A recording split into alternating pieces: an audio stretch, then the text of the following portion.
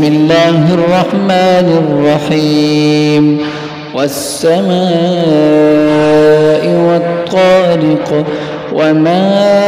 أدراك ما الطارق النجم الثاقب إن كل نفس لما عليها حافظ فلينظر الإنسان مما خلق من ماء دافق يخرج من بين الصلب والترائب